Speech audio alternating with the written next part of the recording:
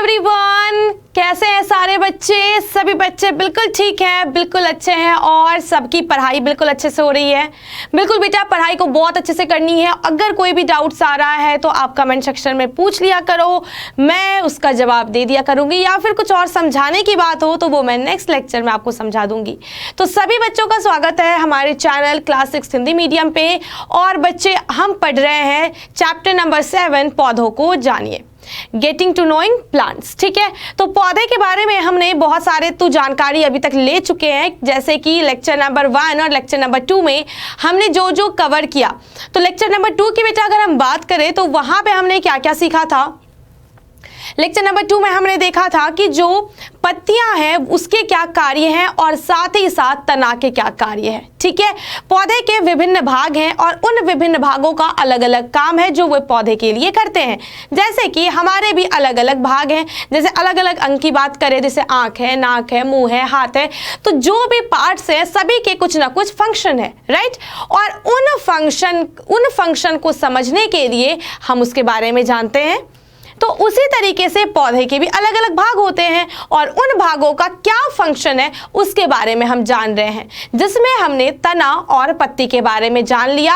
आज बेटा हम डिस्कस करेंगे जड़ के क्या कार्य होते हैं और साथ ही साथ फ्लावर यानी कि पुष्पों के बारे में, फूलों के बारे में हम जानकारी लेंगे। ठीक है, तो आज के लेक्चर में ये 2 टॉपिक हमें कवर करना है। तो जल्दी से आगे बढ़ते हैं और समझते हैं। आज बेटा है लेक्चर नंबर 3। ठीक है, अब आपको मैंने प्रीवियस लेक्चर में प्रकाश संश्लेषण की क्रिया बताई थी, फोटोसिंथेसिस प्रोसेस पूरा का पूरा मैंने डिफाइन किया था। एक लेक्चर ही मैंने उस पे ले लिया कि सभी बच्चे को प्रकाश संश्लेषण का प्रक्रम वो काफी अच्छे से समझ में आ जाए। तो कितने बच्चे हैं जिनको पूरे तरीके से प्रकाश संश्लेषण की क्रिया समझ में आ गई है? तो एक बार थम्स अप मुझे जरूर से दिखा देना और या फिर यस में आंसर लिख देना कमेंट में, ताकि मुझे पता रहे कि कितने बच्चों को चीजें समझ में आ गई है, राइट। चलो आगे बढ़ते हैं बच्चों, लेक्चर नंबर 3 में। आज लेक्चर नंबर 3 है, ठीक है, और आज हम डिस्कस करने वाले हैं जड़ के कार्य के बारे में, कि जो ये जड़ें हैं वो पौधे के लिए क्या करते हैं। और जहां तक मुझे लग रहा है बच्चों को थोड़ी बहुत तो जानकारी हो गई होगी प्रकाश संश्लेषण से ही, कि वहां पे जड़ क्या कार्य करता था, है ना, और वहां से आपको थोड़ा बहुत हिंट मिल गया होगा। तो उस चीज को यहाँ पे हम वापस से एक बार रिकॉल कर लेते हैं, एक बार देख लेते हैं कि आखिर प्रॉपरली जो रूट होते हैं पौधे के वो क्या करते हैं पौधे के लिए। तो बच्चे आप जनरली देखते होंगे कि जैसे कि जड़ें, अब जरूरी नहीं है कि सभी पौधे की इतना विशाल जड़ें हों। जैसे बेटा बरगद का पेड़ आप देखते होंगे, उसके बाद आम, उन सभी के जो पेड़ होते हैं बेटा कुछ इस तरीके से जड़ें फैली होती है। तो ये जस्ट मैं आपको एग्जाम्पल दे रही हूँ। बहुत सारे पौधे के बहुत छोटे छोटे जड़ें भी होती है। तो आखिर ये जो जड़ें हैं ये कार्य क्या करती है इसके बारे में हमें पता करना है। तो उसके लिए बच्चों हमें एक एक्टिविटी करनी है। उसके लिए हमें क्या करनी है? एक एक्टिविटी, एक क्रियाकलाप करनी है, जिसमें हम देखेंगे कि आखिर जड़ें पौधे के लिए करते क्या है, राइट। तो आप सभी बच्चे, या फिर बच्चे बोल लो या फिर जो बड़े हैं, जो भी बगीचे में बेटा हम फूल वगैरह लगाते हैं, जो भी प्लांट्स लगाते हैं, उनकी देखरेख करना तो हमारी जिम्मेदारी होती है। तो हम लोग समय पे इरिगेशन करते हैं, यानी कि सिंचाई करते हैं, है ना। क्या करते बेटा? सिंचाई करते हैं, ताकि पौधे जो हो वो काफी अच्छे से विकसित हो। तो जैसे कि देखो ये है बेटा बूझो, है ना। ये क्या है? ये कौन बच्चा है? आपको मैंने बताया था, ये है बूझो भैया। और ये बूझो क्या कर रहा है? एक पौधे में पानी दे रहा है, ठीक है। अब सिंचाई की आवश्यकता क्यों होती है पेड़ पौधों को? तो आपको थोड़ा बहुत पता चल रहा होगा कि मैम जो पौधे हैं वो क्या है, अपना भोजन खुद बनाते हैं और वहां पे जल की आवश्यकता होती है। किसके लिए बेटा? सामग्री के रूप में, है ना। जैसे कि हम चावल दाल घर में लाते हैं, उसके बाद उसे हम पकाते हैं, वैसे ही पेड़ पौधों को भी तो पहले सामग्री चाहिए, तभी तो वो भोजन का संश्लेषण करेंगे। तो यहाँ पे बेटा ये सिंचाई कर रहा है। अब बच्चे अगर हम जड़ के बारे में एक बार हम उसके डेफिनेशन पे जाएं और उसकी क्या प्रॉपर्टीज होती है उसके बारे में अगर हम समझें, तो उसके बाद चीजें हमें और क्लियर हो जाएगी। तो एक बार वापस से आ जाते हैं अपने डेफिनेशन पे और उसके बाद हम एग्जाम्पल के थ्रू जानेंगे कि इस डेफिनेशन आखिर हमें बताया क्या। ठीक है, तो आप देख सकते हो पौधे का वह हिस्सा जो भूमि के अंदर छिपा हुआ होता है उसे जड़ या फिर मूल कहलाता है। क्या कहलाता है बेटा? जड़ या फिर मूल। जैसे कि आप सभी बच्चे अगर पौधे बनाते होगे तो बेटा यहाँ पे कुछ कुछ इस तरह से आप जड़ दिखाते होगे जो कि भूमि के अंदर होता है। और ये बेटा क्या है? यही, इसे ही हम क्या कहते हैं? जड़ कहते हैं या फिर मूल भी कहते हैं, जो कि भूमि के अंदर होता है। अब देखते हैं क्या कह रहा है। जड़ें मिट्टी के कणों को परस्पर बांधे रखती है और पौधे को भूमि पे स्थिर रखती है। और क्या करती है बेटा? पौधे को भूमि पे स्थिर रखती है। यहाँ पे कहने का मतलब ये है कि जो जड़ें हैं वो बेटा पौधे के लिए स्थिरक का काम करता है। किसका काम करता है बेटा? स्थिरक का काम करता है, यानी कि पौधों को जमाए रखता है, स्थिर किए हुए रहता है। कहाँ पे? जमीन पे, जहां पे हम उसे लगाते हैं। और जड़ें क्या करती है? ये जो जड़ें आप देख रहे हो यहाँ पे, ये जो जड़ें आप देख रहे हो ये क्या करती है बेटा? मिट्टी को पकड़ के रखती है। और आपने सुना होगा कि यह मृदा अपरदन को भी रोकता है, यानी मिट्टी के कटाव को जो जड़ें होती है वो रोकती है, क्योंकि वो मिट्टी को पकड़ के रखती है, जकड़ के रखती है। ठीक है, तो जड़ का काम क्या हुआ? तो जड़ तो सबसे पहले एक स्थिरक की तरह कार्य करता है जो पौधे को स्थिर रखता है जमीन पे। और आगे बात करते हैं, ये पौधे के पोषण के लिए जरूरी खनिज लवणों को भूमि से अवशोषित करके तनों के माध्यम से पहुंचाती है।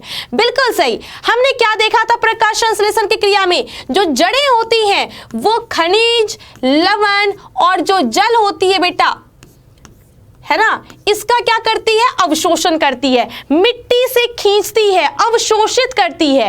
और तना उस अवशोषित खनिज और जल को क्या करती है बेटा? पौधे के विभिन्न भागों में पहुंचाती है। तो जब तक जड़ें उस खनिज और जल को अवशोषित ना करें, क्या तने के पास कुछ होगा पहुंचाने के लिए? नहीं होगा। तो दूसरा काम क्या हुआ जड़ का बेटा? दूसरा काम हुआ कि यह खनिज और जल को अवशोषित करता है। अब चलो फटाफट एक देख लेते हैं एक्टिविटी, एक बार देख लेते हैं क्रियाकलाप, ताकि हमें और भी अच्छे से समझ में आ जाए। तो बेटा क्रियाकलाप में आप जड़ के महत्व को समझोगे।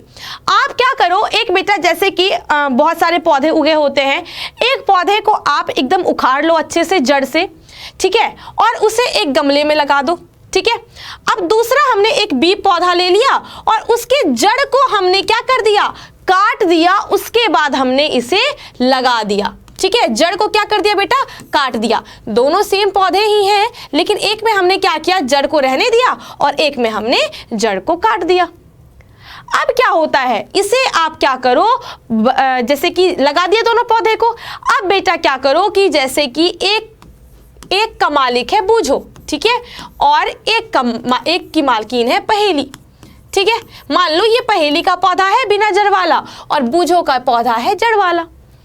दोनों सिंचाई कर रहे हैं, दोनों खाद वगैरह दे रहे हैं, सारी चीजें कर रहे हैं, सारी मेहनत कर रहे हैं, लेकिन ये देखा जाता है कि जो जड़ वाले पौधे हैं वो अच्छे से विकसित हो रहा है, उसकी वृद्धि अच्छे से हो रही है, ग्रोथ अच्छे से हो रहा है, लेकिन जो बिना जड़ वाले पौधे हैं उसका ग्रोथ नहीं हो रहा है, वो सूखने के कगार पे आ गया है। क्यों आ गया? क्योंकि मैम यहाँ पे जो जड़ें हैं उसे काट दिया गया है। तो जड़ पानी और जो भी हम खाद उर्वरक डाल रहे हैं उसे अवशोषित नहीं कर पा रहा है, जिसके वजह से इसे नहीं मिल पा रहा है खनिज और जल।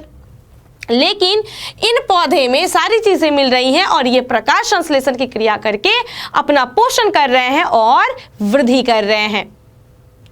तो यहां से बेटा इस एक्टिविटी से आपको ये पता चलता है कि जो जड़ें होती है वो क्या करती है? जड़ें सबसे पहले तो एक और चीज आप यहाँ पे देख सकते हो। अब बेटा अगर इस पौधे को उखाड़ने के लिए आप थोड़ा लगाओ तो ये पौधे जल्दी से नहीं उखड़ेंगे।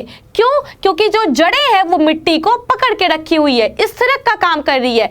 लेकिन जिसमें जड़ नहीं है, इस पौधे को अगर आप खींचोगे वो इजीली उखड़ जाएगा। क्यों? क्योंकि यहाँ पे जड़ है ही नहीं जो मिट्टी को पकड़ के रखेगा और पौधे का स्थिरक बनेगा।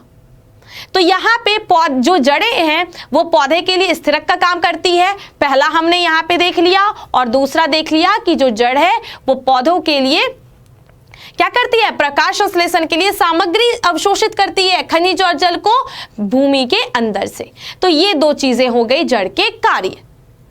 तो यहां तक चीजें समझ में आई सभी बच्चों को? जड़ का कार्य बेटा क्लियर है आप लोगों को, हाँ या ना? एक बार जल्दी से मुझे कमेंट में बता दो फटाफट से।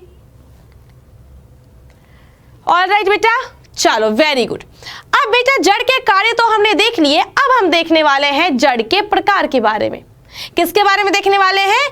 जड़ के प्रकार के बारे में। तो अब मैम को बोलोगे कि मैम जड़ के भी प्रकार होते हैं? बिल्कुल होते हैं बेटा, बिल्कुल होते हैं। जड़ों के जो प्रकार होते हैं, जैसे कि आप बेटा सलजम ले लो। सलजम क्या है? जड़ है, पौधे का जड़ भाग है ना। उसके बाद और भी देख लो, कोई भी वृक्ष या फिर किसी भी पौधे के जड़ को देखो, आपको जड़ में भिन्नता नजर आएगी। आपको क्या आएगी बेटा? जड़ में भिन्नता नजर आएगी। और वो भिन्नता कैसी होती है? तो आप दो तरह के जड़ को देख सकते हो। एक तो बेटा क्या होती है, कुछ इस तरीके से एक मूल जड़ होता है, ठीक है, जो कि एक मोटा भाग होता है और उसके अगल बगल कुछ पार्श्व जड़ें जैसे कि ब्रांचेस जैसे निकले हुए रहते हैं। एक मूल जड़ होगा, जैसे कि एक मूल जड़ हो गया, और इसके अगल बगल भी क्या होती हैं? पार्श्व जड़ें निकली हुई रहती है। इसे क्या कहेंगे हम? पार्श्व जड़, ठीक है। क्या कहेंगे इसे हम? पार्श्व जड़। और एक आप देखोगे एक ऐसा जड़ होता है जो कुछ इस तरीके से बेटा, इसमें आपको कोई भी एक मूल जड़ नहीं दिखेगा। बीचों बीच जो मोटी जड़ हम जैसे कि इसमें देख पा रहे हैं, वैसे बेटा इसमें नहीं, सारी की सारी आपको इस तरीके से एक जालिका रूप में दिखेंगी। ये दो तरीके के जड़ आपको देखने को मिलेंगे। तो ये जो जड़ है बेटा, इसे कहा जाता है मुसला जड़, ठीक है। और इसे कहा जाता है रेशेदार जड़, या फिर इसे झकड़ा जड़ भी कहा जाता है, ठीक है बच्चा। यहां तक एक बार लिख लो, एक बार इसे ड्रॉ कर लो, क्योंकि एनसीईआरटी एक्सरसाइज जब अपन करेंगे तो वहां पे हमें ड्राइंग भी बोला जाएगा करने के लिए। तो एक बार इसे ड्रॉ कर लो, आपके पास है टाइम, उसके बाद फिर अपन आगे की बात करते हैं, ठीक है, जल्दी से।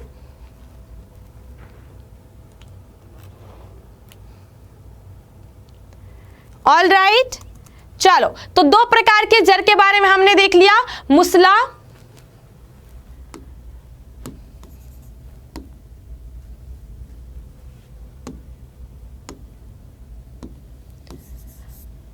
जड़ और एक हमने क्या देख लिया? रेशेदार या फिर झकड़ा जड़, ठीक है। दो तरह के जड़ के बारे में पता चल गया। आगे बात करें तो ये तो बेटा जड़ के प्रकार हो गए, ठीक है। अब बच्चों आप लोगों को ये बताना है, आप लोगों को यहाँ पे एक होमवर्क दिया जा रहा है। अब वो होमवर्क क्या है, यहीं पे आप लोग नोट डाउन कर लो, ठीक है। होमवर्क ये है बेटा कि आप पत्ती के, जैसे कि आपको मैंने पढ़ाया सिरा विन्यास, ठीक है, समांतर सिरा विन्यास और जालिका रूपी सिरा विन्यास। तो आप मुझे ये पढ़ करके आओगे और नेक्स्ट लेक्चर में हम बात करेंगे कि आप जड़ को देख करके कैसे बता सकते हो कि उस पत्ते का शिरा विन्यास क्या है, या फिर किसी पौधे के पत्तियों के शिरा विन्यास को देख करके आप कैसे पता करोगे कि उसका जड़ क्या है। अब बेटा अगर आपसे पूछा जाए कि भाई बताओ ये पौधा है, इसका जड़ कैसा है, मुसला जड़ है या फिर रेशेदार जड़ है, तो अब तो आप पौधे को उखाड़ोगे नहीं, क्योंकि बेटा पौधे हम लगाते हैं ना कि उसे हम क्षति पहुंचाते हैं। तो आप क्या करोगे, आपके पास एक आइडिया है, वो क्या है कि आप उसके पत्ते का जालिका रूपी शिरा विन्यास है या फिर समांतर रूपी शिरा विन्यास है, उसे देख करके आप उसके जड़ को बता सकते हो कि जड़ का कौन सा प्रकार है। तो ये आप लोगों का होमवर्क है जो कि मैं करूंगी नेक्स्ट क्लास में डिस्कस, ठीक है। ये होमवर्क सभी बच्चे नोट डाउन कर लो और पक्के तरीके से करके आना है, ठीक है बच्चा। चलो बेटा अब बात कर लेते हैं जल्दी से किसके बारे में, पुष्प के बारे में। अभी तक हमने जड़ के बारे में बात कर ली, जड़ का क्या कार्य है और जड़ के प्रकार के बारे में हमने डिस्कस कर लिया, ठीक। अब बच्चों हम बात करेंगे किसके बारे में, पुष्प के बारे में। किसके बारे में बात करेंगे हम, पुष्प के बारे में। तो पुष्प के बारे में हमें क्या जानना है, तो यहाँ पे बेटा हम देखेंगे कि बहुत सारे जो पौधे होते हैं वो कुछ पौधे तो पुष्प विहीन होते हैं, यानी जिसमें पुष्प यानी फूल नहीं लगते, और कुछ पौधे ऐसे होते हैं जिससे फूल लगते हैं। जैसे कि यहाँ पे मैंने एकदम सिंपल सा एग्जाम्पल ले लिया है गुलाब के फूल का, ठीक है, जो कि सभी बच्चों ने देखा होगा। यहाँ पे बेटा जब देखोगे तो इसके बहुत सारे अलग अलग भाग होते हैं। इसके क्या होते हैं? अलग अलग भाग होते हैं। क्या क्या वे भाग होते हैं, चलिए अब हम डिस्कस कर लेते हैं और ध्यान से सुनना सभी भाग के बारे में। ठीक है, तो पुष्प के भाग के बारे में बेटा अगर हम डिस्कस करें तो ये जो बेटा अपन देखते हैं, ये जो आप देख रहे हो, ये हो गया, ये वाला पार्ट हो गया, अलग अलग तोड़ करके हम पेटल्स को फेंक देते हैं या तोड़ते हैं। ठीक है, तो उसे हम क्या कहते हैं? पंखुड़ियां। ये जो आप देख रहे हो ये क्या है बेटा? पंखुड़ियां हैं। ठीक है, अब आप क्या देखोगे? अब आप देखोगे कि यहाँ पे बेटा जब फूल खिलता है तो आपको ग्रीन कलर की पत्तियां दिखेगी जो कि फैलते हैं। जब फूल खिला हुआ नहीं होता, जब वो कली होती है तो वो एकदम ऐसे रहती है। ठीक है, और जब क्या होता है बेटा, वो खिलता है तो वो फैल जाता है और पंखुड़ियां भी फैल जाती है। तो ये जो आप भाग देख रहे हो, जो ग्रीन ग्रीन कलर का आपको दिख रहा है, ये क्या है बेटा? इसे कहा जाता है बाह्यदल। क्या कहा जाता है बच्चों? बाह्यदल कहा जाता है। यानी कि ये क्या है जो ग्रीन कलर का आपको दिख रहा है, इसे कहेंगे हम बाह्यदल। ठीक है, तो जब ये क्या रहेगा बेटा? कली के रूप में, तो ये एकदम चिपका हुआ रहेगा और जब फूल खिलता है तो ये फैल जाता है। तो इसे हम क्या कहेंगे? इसे हम कहेंगे बाह्यदल। ठीक है, दो वर्ड हमने जान लिए, पंखुड़ियां जो आपको पता ही है, और दूसरा हमने जान लिया बाह्यदल के बारे में। ठीक है, अब आते हैं बेटा, अब हम ये तो हमने क्या देखा? पुष्प के बाह्य भाग को बेटा देखा, जो हमारे बाह्य भाग है पुष्प के। ठीक है, बाहरी भाग जो हमें दिखाई दे रहा है, लेकिन पुष्प के आंतरिक भाग भी मौजूद है। आंतरिक भाग का मतलब है जो पुष्प के अंदर रहते हैं, जो हमें दिखाई जनरली नहीं देते, ऊपर से हमें दिखाई नहीं देते। कुछ कुछ पुष्प के दिखाई देते हैं, लेकिन कुछ कुछ पुष्प के दिखाई नहीं देते। और ये जो आंतरिक भाग होते हैं बेटा, इसे हम पुष्प का जनन भाग कहते हैं, जिसका नाम है स्त्रीकेसर और पुंकेसर। तो दो भाग कौन कौन से हो गए? स्त्रीकेसर और क्या हो गए? पुंकेसर। ठीक है, ये जो होता है बेटा, ये मादा जनन भाग होता है पुष्प का, और जो पुंकेसर होता है, पुंकेसर मतलब पुरुष, ठीक है, मतलब नर। तो पौधे का जो पुंकेसर होता है ये नर जनन अंग होता है, जो कि बेटा आगे के क्लासेस में आप पढ़ोगे, जब आप चैप्टर पढ़ोगे पौधों में जनन में, उसमें आप पढ़ोगे रिप्रोडक्शन इन प्लांट्स। जब आप पढ़ोगे तो उसमें आप पुष्पों के जनन भाग के बारे में काफी अच्छे से डिस्कस करोगे, लेकिन अभी हमें केवल उसके नाम के बारे में जानना है। ठीक है, तो और स्त्रीकेसर क्या है? मादा भाग। ठीक, अब ये होते कैसे हैं, दिखते कैसे हैं? तो बेटा बहुत सारे फूल के अगर आप पंखुड़ियों को हटा करके देखोगे तो अंदर में ये दोनों चीजें आपको दिखेंगी। अब जरूरी नहीं है कि हर एक पुष्प में स्त्रीकेसर और पुंकेसर दोनों पाया जाए, जरूरी नहीं है। कुछ ऐसे पुष्प होते हैं जिसमें केवल पुंकेसर पाया जाता है, कुछ ऐसे पुष्प होते हैं जिसमें केवल और केवल स्त्रीकेसर पाया जाता है, और कुछ ऐसे पौधे भी होते हैं कुछ ऐसे भी पुष्प होते हैं जहां पे स्त्रीकेसर और पुंकेसर दोनों पाए जाते हैं। जैसे फॉर एग्जाम्पल यहाँ पे हम एक पुष्प को देख रहे हैं, ये जो बेटा ये भाग आप देख रहे हो, ध्यान से देखना, ये जो भाग आप देख रहे हो बच्चे, ये वाला भाग जो देख रहे हो, ये वाला भाग, ये भाग क्या है बेटा? तो ये भाग है आपका स्त्रीकेसर। ठीक है, और इसके अगल बगल जो ये वाला भाग देख रहे हो, येलो वाला, इसे हम क्या कहेंगे? इसे हम कहेंगे पुंकेसर। ठीक है, अगर आपको बोला जाए कि भाई स्त्रीकेसर और पुंकेसर का चित्र बनाओ, तो कैसे बनाओगे? तो स्त्रीकेसर का सिंपल सा चित्र है, ऐसे करो, ऐसे कर दो, है ना, उसके बाद ऐसे कर दो। ठीक है, और इस तरीके से आप बना सकते हो। अगर बोला जाए भाई पुंकेसर बना के दिखाओ, तो आप सिंपली बेटा इसे बना सकते हो ऐसे। ठीक है,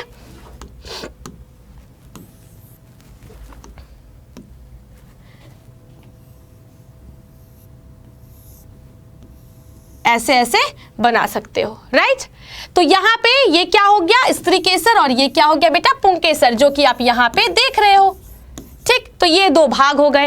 अब यहां पे इसके अंदर भी बहुत सारी चीजें मौजूद हैं।